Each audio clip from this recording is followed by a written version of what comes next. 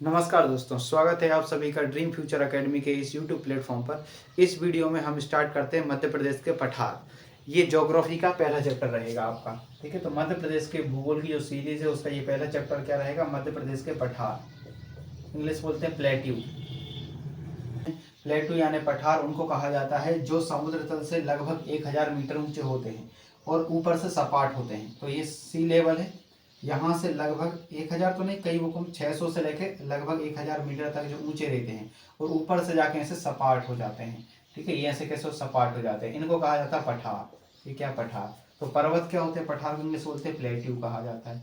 और माउंटेन क्या कहलाते हैं, ये समुद्र तल है और इससे अगर 1000 मीटर ऊंचे हैं और एकदम नोक निकली है उनकी, तो ये माउंटेन यानी पर्वत कहलाते हैं। तो पर्वत या माउंटेन क्या कहलाते हैं, तो माउंटेन उनको बोलते हैं जो 1000 मीटर ऊंचे होते हैं समुद्र तल से। देखो, समुद्र तल से हमेशा हाइट नापी जाती है और ऊपर से नोक निकली होती है, इस नोक को कहा जाता है पीक यानी चोटी। तो पहाड़ की एक चोटी होती है सर्वोच्च चोटी, जैसे आपने सुना होगा हिमालय की सर्वोच्च चोटी का नाम है माउंट एवरेस्ट, 8848, अब 50 मीटर हो गई है, 8848 मीटर। तो माउंटेन क्या होते हैं, पर्वत उनको बोलते हैं जो समुद्र तल से 1000 मीटर, सी लेवल से 1000 मीटर ऊंचे होना चाहिए। और ये पठार कितने ऊंचे होते हैं, ये 600 मीटर से लेकर 1000 मीटर तक होते हैं। ठीक है, लेकिन इनमें एक कंडीशन रहती है, ऊपर से समतल होने चाहिए, सपाट होना चाहिए। ठीक है, आप इसके ऊपर बैठ सकते हो लेकिन इसके ऊपर दिक्कत हो जाएगी। ठीक है, तो पठार और पर्वत में अंतर समझ में आ गया आपको। इसके अलावा जो प्लेटू होते हैं, माउंटेन होते हैं, ये कई चीज़ों के सोर्सेस होते हैं। इन्हीं पठारों में आपको क्या मिलेगा, इन्हीं पठारों को जब आप खुदाई करेंगे तो इनके अंदर आपको खनिज यानी मिनरल्स मिलते हैं, सोना चांदी, और इसके बाद कोयला वगैरह के भंडार होते हैं। और मध्य प्रदेश पूरी तरह पठारी क्षेत्र है, मतलब मध्य प्रदेश में ये सब कुछ संपन्न मात्रा में रहेगा। हालांकि गोल्डन नहीं निकलता है एमपी में ज़्यादा मात्रा में। और इसके अलावा ये जो पठार होते हैं, यहाँ पर आपको नदियाँ वगैरह भी बहेंगी, और जब नदियाँ बहेंगी तो ये जब अचानक से गिरेंगी, यहाँ से तेजी से जब गिरेंगी तो क्या बन जाएंगे, झरने बन जाएंगे, जिनको बोलते हैं वाटरफॉल होता है। वाटरफॉल जब होता है उसी बोलते हैं झरना। वाटरफॉल, वाटर क्या हो जाएगा, अचानक से गिर जाएगा, फॉल हो जाएगा, तो उसे बोलते हैं वाटरफॉल। हिंदी में बोलते हैं जलप्रपात, उर्दू में बोलते हैं झरना। तो ये क्या कहलाते हैं, जलप्रपात। तो पठार काफ़ी कुछ यूज़फुल होते हैं। तो एक तो ये मिनरल्स के सोर्सेस होते हैं, इसके अलावा यहाँ पर नदियाँ बहती हैं और यहाँ पर झरने वगैरह भी आपको खूबसूरती के मामले में ये काफ़ी अच्छे होते हैं। पर्वत काफ़ी ऊंचे ऊंचे होते हैं, हिमालय माउंटेन जाओगे तो काफ़ी सुंदर दिखाई देंगे आपको, ऊंची ऊंची पहाड़ियाँ रहेंगी, चोटियाँ रहेंगी। तो चलिए स्टार्ट करते हैं अब एमपी के पठार के बारे में। पहले पठार पढ़ेंगे, उसके बाद हम पर्वत पढ़ेंगे। चलिए देखिए, मध्य प्रदेश के पठार, अब हम मैप में इनको बना देते हैं और आपको ध्यान से देखना है। देखिए, आप बोलोगे भौतिक विभाजन वगैरह सब बताएंगे, अब पहले आप ध्यान सुनो, पहले याद कर लो पठार कौन कौन से हैं। ठीक है, ये हम एमपी का हल्का सा मैप बना दे रहे हैं, लगभग समझने जैसा है, एग्जैक्ट तो बनता नहीं है। ठीक है, काम चलाओ इस प्रकार का। ये आपका मध्य प्रदेश का मैप है। अब देखते हैं इसमें कौन कौन से पठार है। ध्यान समझना, मध्य प्रदेश का जो सबसे बड़ा पठार है वो यहाँ पर है, जिसको बोलते हैं मालवा का पठार। तो सबसे बड़ा पठार कौन सा है, मालवा का पठार। ये मालवा का पठार क्या है, सबसे बड़ा पठार है मध्य प्रदेश का। इसके बाद यहाँ से लेके मालवा का पठार, ये 27% एरिया में फैला, अभी सब लिख देंगे एरिया वगैरह। इसके बाद यहाँ से लेके यहाँ तक, ये वाला ये कहलाता है, हालांकि कुछ जगह यहाँ तक ये चला जाता है, थोड़ा बहुत यहाँ से मिल जाएगा, मध्य भारत का पठार। मध्य भारत का पठार। तो दूसरा कौन सा है, मध्य भारत का पठार। पहला बोलो मालवा पठार, सबसे बड़ा कौन सा है, मालवा का पठार। अभी इनका एरिया भी लिख देंगे हम आपको, मालवा प्लेटू इंग्लिश में, और इसे बोलेंगे सेंट्रल इंडिया प्लेटू, या मध्य भारत का पठार हिंदी में बोलते हैं। तो ये मालवा का पठार, दूसरा मध्य भारत का पठार। यहाँ से लेके ये दिख रहा है, ये वाला, इसे बोलते हैं बुंदेलखंड का पठार। बुंदेलखंड का पठार दो राज्यों में फैला हुआ है, एमपी और यूपी में। बुंदेल, यहाँ एमपी और यूपी, तो बुंदेलखंड का पठार। तो तीसरा कौन सा है, बुंदेलखंड का पठार। बुंदेलखंड के पठार में जिले मिले कौन से आएंगे, सब अभी बताएंगे, पहले आप सिर्फ पठार याद करो। ठीक है, नहीं तो आपको याद नहीं होगा, फिर दिक्कत हो जाएगी। तो पहला बोलो मालवा का पठार, ऊपर है मध्य भारत का पठार, तीसरा है बुंदेलखंड का पठार। हम यहाँ इमेज भी लगा देते ताकि आपको एक बार देख लो इस इमेज को ध्यान से, पॉज करके आप वीडियो देख सकते हैं। अब इसमें वापस आ जाओ, देखो मालवा का पठार, मध्य भारत का पठार, बुंदेलखंड का पठार। अब ये जो बुंदेलखंड का जो पठार है, इसके बाद जो अगला मिलेगा, यहाँ पर आपको मिलेगा रीवा पन्ना का पठार। ये कौन सा मिलेगा, रीवा पन्ना का पठार, रीवा पन्ना का पठार। तो अगला कौन सा है, रीवा पन्ना। पहला मालवा, दूसरा मध्य भारत, तीसरा बुंदेलखंड, उसके बाद रीवा पन्ना। इसके बाद ये इस यहाँ पर है पूरब की ओर, इसे बोलते हैं बघेलखंड का पठार, बघेलखंड, या इसे बोलते हैं पूर्वी पठार। पूर्वी पठार या इसी को बोलते हैं बघेलखंड का पठार। तो पूर्वी पठार या बघेलखंड का पठार क्या कहलाएगा, ये वाला पूरब की ओर है और ये पश्चिम में है। तो बताओ, पहला मालवा, मध्य भारत, बुंदेलखंड, रीवा पन्ना और पूर्वी पठार या बघेलखंड का पठार। अब इसके बाद यहाँ पर आपका इसी के यहीं से शुरू हो जाती है आपकी नर्मदा सोन घाटी।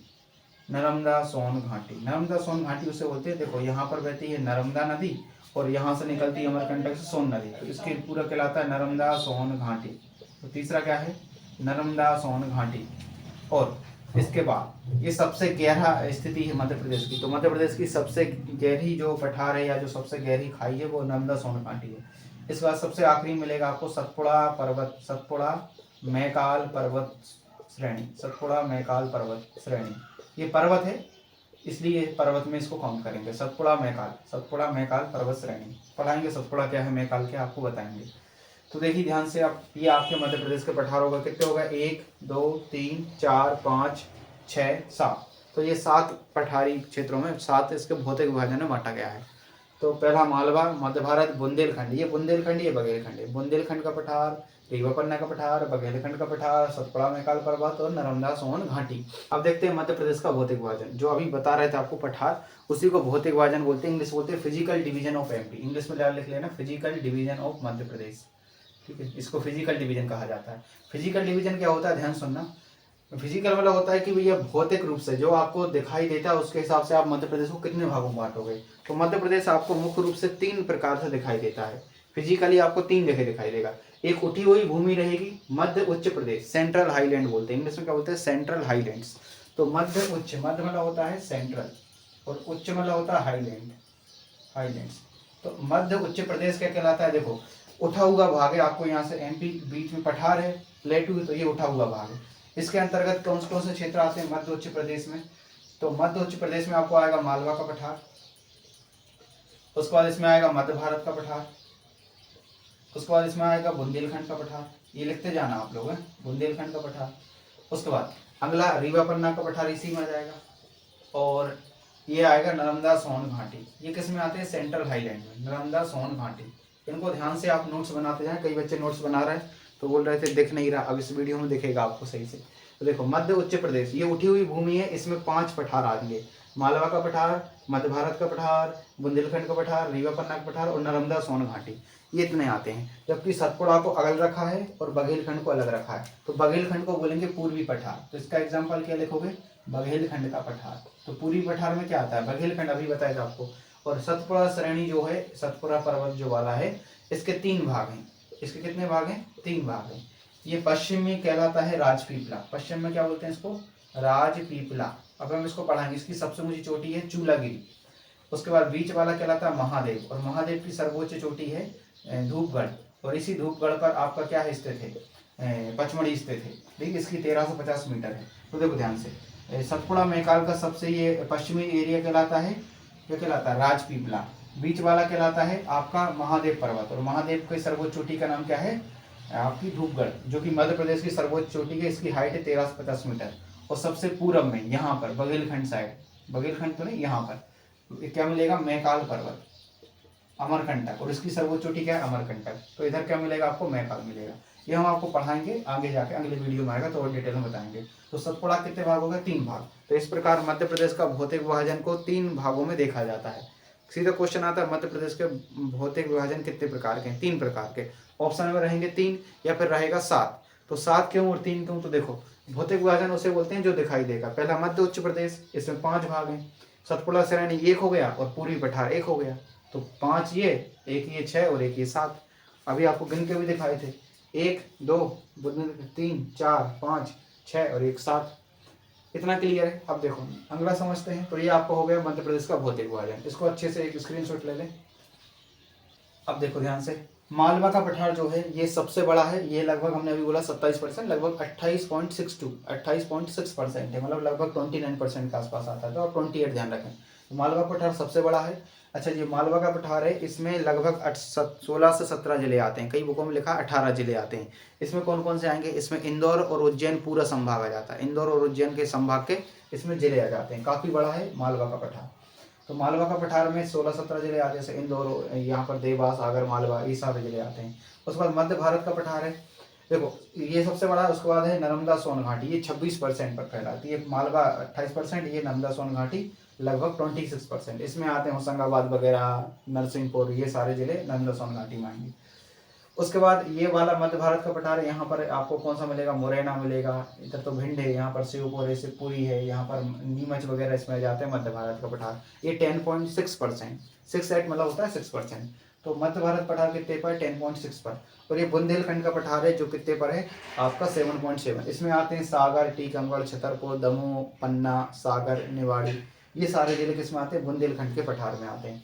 अब यहाँ पर मिट्टी वगैरह ही पाई जाती है, यहाँ पर नदियाँ भी बहती हैं, यहाँ पर और भी कई कई विशेषता हैं। वो धीरे धीरे एक एक करके जब नेक्स्ट वीडियो आएंगे उनमें हम और आपको डिटेल में बताएंगे। तो आपको कंफ्यूज नहीं होना, आपको सिर्फ पठार के लिए ध्यान रखना, इनकी क्या विशेषता रहेगी वो सब आपको आगे जाके पढ़ा सकेंगे हम, आपको टेंशन नहीं लेना। तो मालवा 28%, मध्य भारत पठार 10.6%, बुंदेलखंड का पठार 7.7, और सबसे छोटा है बघेलखंड का पठार जो सिर्फ 7% पर है। ये 7.5 पर है और ये 7% पर है। रीवा पन्ना का पठार 10.3% पर है, 10.38 मतलब 10.3% रीवा पन्ना का पठार है। नर्मदा सोन घाटी बताइए 26% है, और सतपुड़ा मैकाल पर्वत आपका 11% पर है।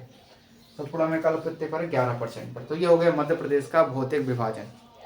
अच्छा, एक वीडियो मध्य प्रदेश के जो पर्वत वाली वो हम ऑलरेडी डाल चुके हैं, आप अगर कहोगे तो हम डबल से बना देंगे मध्य प्रदेश के पर्वत वाली। तो इसके बाद जो नेक्स्ट वाला जो पार्ट रहेगा उसमें मध्य प्रदेश के माउंटेन यानी पर्वत रहेंगे, और माउंटेन की वीडियो इसी आपकी MP GK की प्लेलिस्ट में सबसे आखिरी मिल जाएगी। तो आप एक बार ढूंढ लें, और अगर आप कमेंट करोगे तो हम डबल से बना देंगे। Thank you.